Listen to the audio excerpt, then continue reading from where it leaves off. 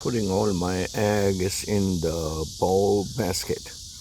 As my friends left college for exciting jobs and law school, I went to Mexico for a guy. 10 months out of college, I was sitting in a tiny hut in a Mexican beach town, taking a break from my identity crisis long enough to smoke a joint with my boyfriend. When a knock at the door changed everything. We had gotten together at the end of my senior year when I had no plan for what came next. He was a state of Greek youth, beautiful and presidential scholar, brilliant. He was also 2 years behind me in school, spoke Spanish, and had enough advanced placement credits to take up a semester just for fun, and so he was spending half his junior year in Mexico on $10 a day, traveling on crowded diesel buses with others who had to go cheaply, including the occasional clucking, flapping, caged chicken. I did not speak Spanish, not even un poco, and except for some trips to Canada, had never been out of the United States. In my own junior year, to earn spending money, I had taken a part-time job at a local ad agency. After graduation, as my friends were putting their eggs in ambitious, impressive baskets, graduate school, law school, publishing jobs in New York City, I started working at the agency full-time.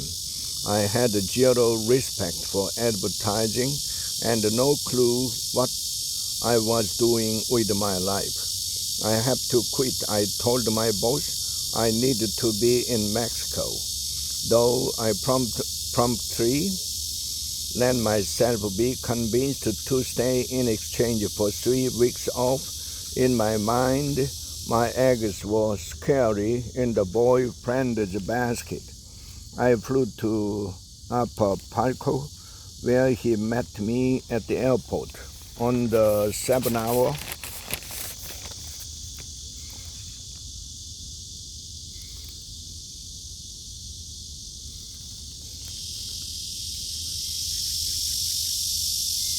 two-bus ride back to where he'd come from, tiny Puerto Rico, Escondido, on the Pacific coast. I managed to lose the changey purse holding $200 of the $250 I'd brought.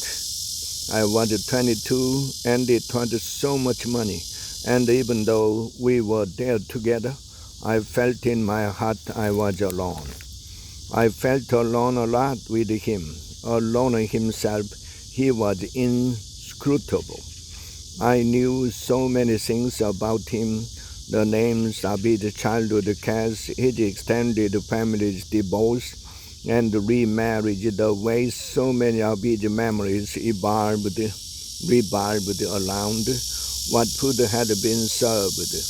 But I didn't feel like I knew him. I was desperate to know, who are you, meaning, why are you with me?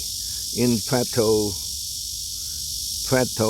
Escondido, we stayed in a stucco hut with a tin roof on a scrubby hillside about 30 yards up from the beach. It had a palapa, the awning, a bed, table, bench, and one pull chain light bulb fixture.